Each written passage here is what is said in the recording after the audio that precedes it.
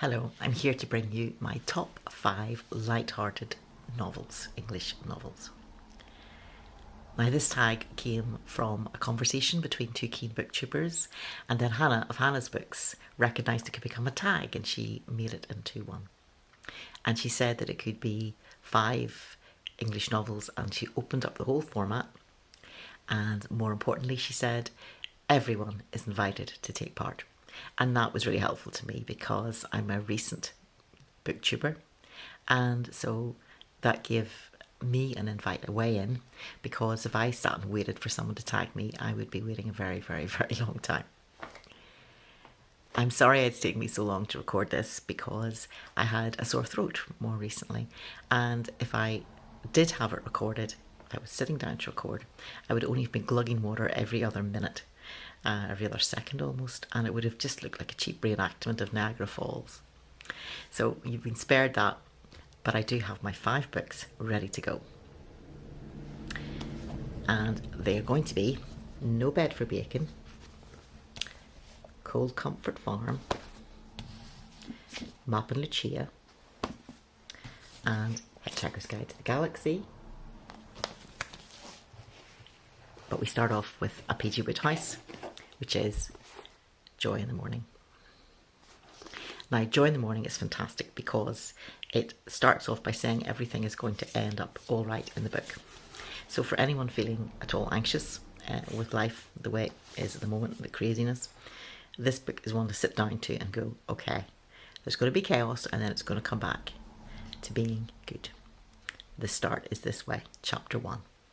After the thing was over, when peril had ceased to loom and happy endings had been distributed in heaping handfuls, and we were driving home with our hats on the side of our heads, having shaken the dust of Steeple Bumpley from our tires, I confessed to Jeeves that there had been moments during the recent proceedings when Bertram Wooster, though no weakling, had come very near to despair. So you will probably have picked out 2 names in there, Jeeves and Wooster, and this is indeed one of G Wodehouse's series about Bertram Wooster, the flaneur, who always gets into scrapes on his very smart butler Jeeves, who tends to pull him out of them.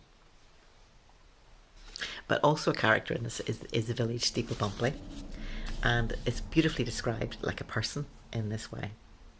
But all the while, unsuspected by Bertram, the shadow of Steeple Bumpley was creeping nearer and nearer, and came a day when it tore off its whiskers and pounced. Isn't that fabulous? So the characters in it are a couple of pairs of estranged lovers, and we have Nobby Hopwood, Stilton Cheesewright, Florence Cray, and an old friend of his called Boko Fittleworth.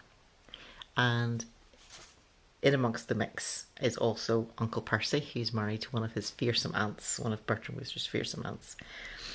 And there is an American businessman who's desperately trying to do a secret deal with him, J. Chichester Clam, and the two cannot be seen together. Percy and Clam cannot be seen together because otherwise the news will break and it will affect the whole market in their business line of business. So there's a whole lot of shenanigans throughout trying to get the two of them to have a secret meeting. And in amongst it all is also Edmund the Boy Scout, who is trying to do good deeds and just basically creating endless trouble. So, one of the main dangers in the whole book is simply that Bertram has been engaged beforehand to Florence Cray, who's an incredibly intellectual, very strong-minded woman, and he was glad to get out of that engagement because she was trying to improve his mind all the time with the books she read. So one of the earliest scenes in the book, which I absolutely love, is where he's gone to a bookseller and he's gone to oblige Jeeves. Jeeves has asked if he could have the latest book by Spinoza, a deep thinker. So he goes and asks for it, and the bookseller is very dubious. He looks at Bertram and he can tell that Bertie Wooster is not normally in this kind of line of work. But anyway, he gives him a book and just says, have a look at that, and flits off to look for Spinoza book. So Bertie is just standing with this book in his hand whenever Florence Cray, the incredibly intellectual girlfriend, comes alongside and calls him and speaks to him and says, well, what kind of filth, rubbish are you reading now? And when he looks she looks at the book in his hand. She goes, "Oh, well, I'll just autograph it for you." And he realises in horror that the bookseller has given him her latest book of highfalutin ideals, and she autographs it. And he's thinking, "Oh no, I can't even give the book back anymore now. It's been written on." And just at that point, back comes the bookseller to say, "I'm sorry, we don't have the latest Spinoza, but we'll try and organise it for you." So Florence Cray, of course, then believes that he is now becoming this intellectual, and he's therefore of interest to her again, which he is horrified by. G Wodehouse fans will know what's going to kind of happen in all of this. There's going to be multiple misunderstandings, and he's going to end up getting re-engaged to a girlfriend he doesn't want to be engaged to, and things will get mixed up and twisted around, and then they'll eventually come out right. The amazing thing is the way it was written. Joy in the Morning. It was written while P.G. Wodehouse was living in France, but that area of France had been successfully invaded by the Germans, so he was effectively living under Nazi rule, and every morning he had to go and report to a particular person because they were keeping an eye on all the different able-bodied men who might potentially, of course, then rebel against the invaders. So, as he puts it, he wrote to a friend in Wodehouse on Wodehouse and asked him what he thought of the book. Here's a letter dated August the 30th, 1946. "I sent you a copy of Joy in the Morning yesterday. I hope you will like it. I don't think it's bad, considering that it was written during the German occupation of Le Touquet, with German soldiers prowling about under my window, plus necessity of having to walk to Paris plage every morning to report to the commandant." And he still wrote this hilarious book. I'm really pleased to say that this book, as you can see, it looks quite old, and that's because it is a first edition. I don't collect first editions of Wodehouse, but this was only £20 in a second-hand book shop. And these books are, let's try and see if I can get it all in shot, but they're actually a beautiful size to sit in your hands and read.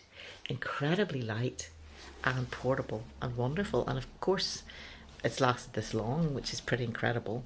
And it was given as a gift in Christmas 1947. So that helps to date it, as well as P.G. Wodehouse's letter. Another funny book written under the shadow of war, amazingly, is No Bed for Bacon. This is great for anybody who likes Shakespeare but is happy to have lighthearted writings about the time. And right inside the book, there's an explicit comment just before the book starts. "Warning to scholars, this book is fundamentally on-side." So you can sit back and relax. You don't need to worry about, is this exactly what's happened in history? It's set in the court of Queen Elizabeth I of England, and it's got all sorts of people milling around trying to get power and circumstance and position, and also beds, because the no bed in the title is the fact that the Queen used to travel around different parts of England, and after she'd stayed at a place, she would move on, but people would want to have the bed in which the Queen slept. So this is what this is about, partly. One of the main people in it is Walter Raleigh, who has just brought back his potatoes from the New World from America, and there's a huge banquet, a huge lot of festivities about introducing the potato. Will the potato live up to the excitement of this big banquet? We will find out. He is also trying to look fantastic before the Queen, and he's always got that on his mind, his appearance at court. William Shakespeare is also a key character, and he has got problems with writing plays, putting plays on, and there's also a case in which there's an epidemic of the pox, the plague, rather, sweeping the city, so they have to consider that. And if you are someone who's based in the theatre, you will probably love it, laugh at it tremendously. And into the mix comes a young woman who's at the court of Queen Elizabeth as a lady in waiting, and she's desperate to act. So, because she wants to act with Shakespeare, she has to dress as a boy to get a part in his plays, and she ends up playing a part of a woman. So, yeah, there's all of that going on as well. It's quite funny. It's beautifully written. It's written by two people who shared the honours. We've got Caryl Brahms and S.J. Simon. And they wrote together various historical fiction comedies. And this one starts in this way. Chapter 1. 5 o'clock of a fine summer's morning, chanted the night watchman. 5 o'clock and all's well. He was an optimist. All over England, people in furtive knots were conspiring against the crown. Also in Scotland, France, and the smarting and revengeful Spain. So there's all sorts of things going on. And you will just be able to read about them and laugh and not worry about are they historically accurate or not. The actual writing of the book was all set to go to the printers, and then the printers got bombed and blitzed, so it had to be printed somewhere else instead. It is done during the war. It is written during World War II. So, and it's still come up with a great humour, and it's still printed in faith that people will want to read it.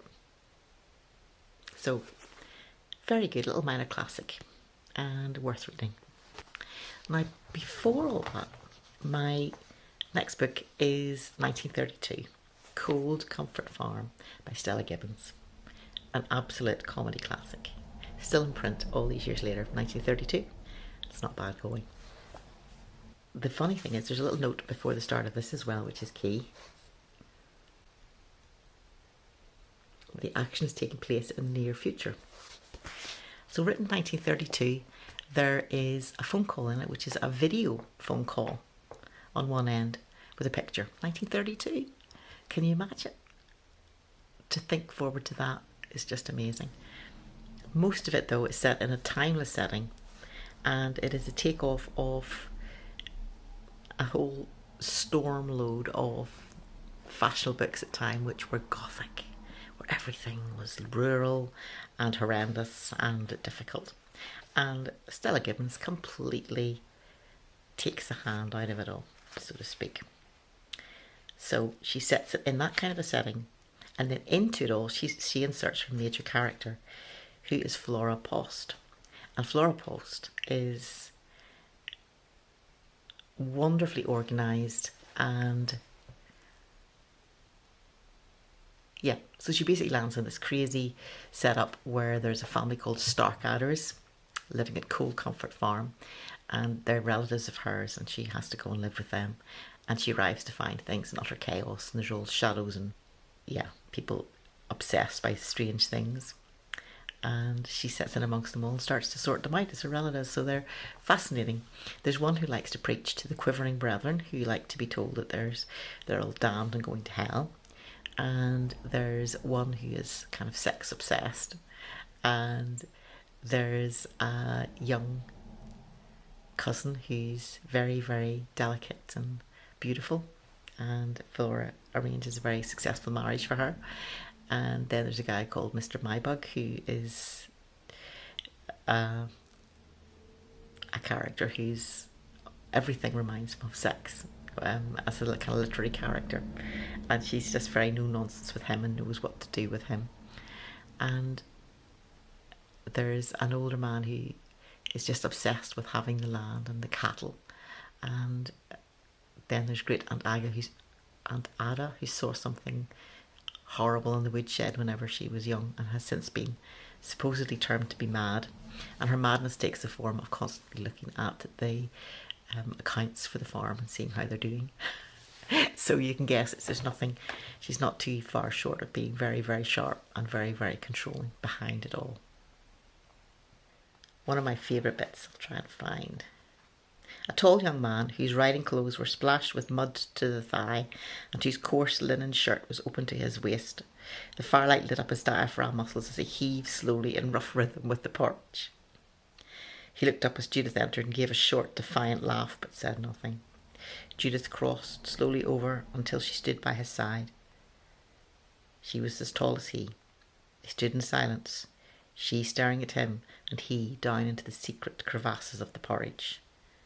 "Well, mother mine," he said at last, "here I am, you see. I said I would be in time for breakfast, and I have kept my word."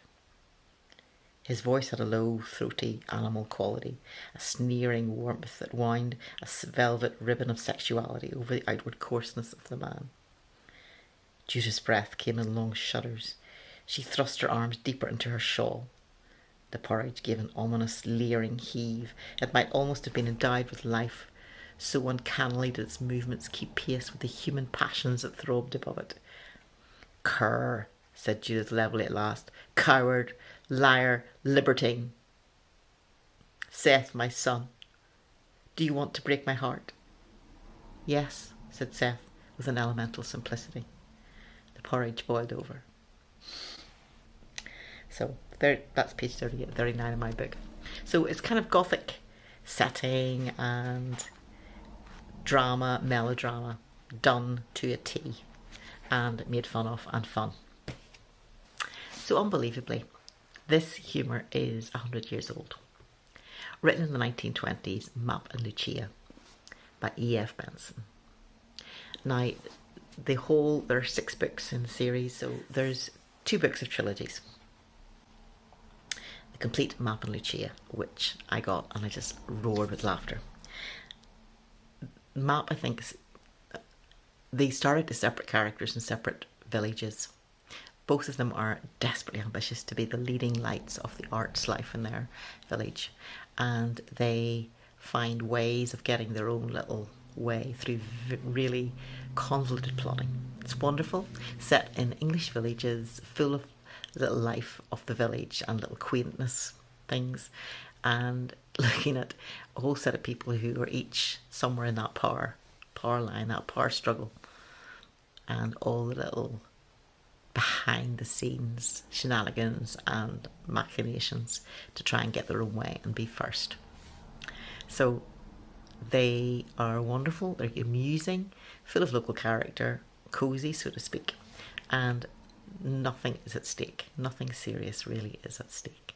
So you can just enjoy them for the fun he pokes at the various characters that are in charge. And the guy who wrote it actually was in charge of a village as a mayor, and that becomes part of the story. So initially the books are separate. They will have Map in one village, Lucia in another, and then eventually they come together to become in the same village. So that is when you start to get the utmost contradiction and flaring and competition. But it's all done in a very nice way. Nobody has said a nasty word. It's all sort of bubbling under the surface, and you read it and see what's going on. So it's quite fun. Poking pretensions at the fashions of the time, and just pure enjoyment. In contrast, set in the future, Douglas Adams' Hitchhiker's Guide to the Galaxy, and it was in the 80s, I think it was first of all launched, and it started, of course, as the famous radio series. Then it was written up as a book. Actually pre-80s. The original Hitchhiker's Guide to the Galaxy was 1979, followed quickly, because it was such a massive success, by The Restaurant at the End of the Universe, 1980, Life, the Universe and Everything, 1982, and So Long and Thanks for All the Fish, 1984, and then finally Mostly Harmless in 1992. So it was meant to be a trilogy, which became 5 books, Douglas Adams, and it's science fiction. The main character at the very start is Arthur Dent, whose house is about to be demolished, and he's trying to protest against that. Then his friend Ford Prefect comes along, persuades him to come along to the pub and tells him that the life of the Earth is about to end, which it is, and it does.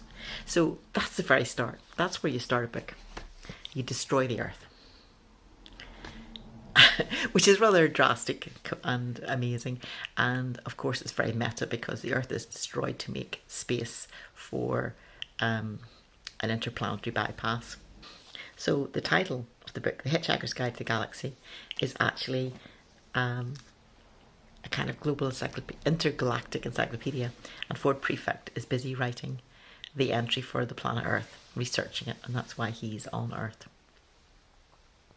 So every now and then you will get information from that tome from the encyclopedia woven through the storyline.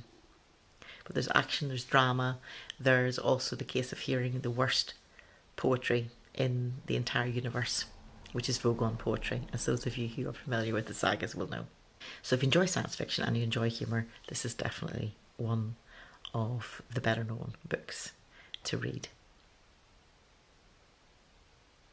And part of the attraction for me is I did like the book, and then I ended up borrowing a book following, I'm not sure, I think it was Life, the Universe and Everything, but it was from a young man who told me that I would like it. And when I read it and found out, yes, I did, I was rather pleased.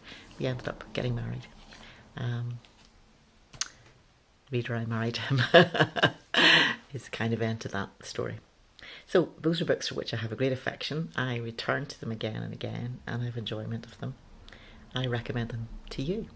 So that's Douglas Adams' Hitchhiker's Guide to the Galaxy, Map and Lucia, any of the books, they're all wonderful, by F Benson. Cold Comfort Farm, Stella Gibbons. No Bed for Bacon, you're probably going to have to get it from a second-hand bookshop to get your hands on a copy, but it's worth it. Joy in the Morning, G Wodehouse, of course, still in print. And those should be fantastic and enjoyable for you. I wish you joy for reading them. And those are my top 5 light-hearted English novels.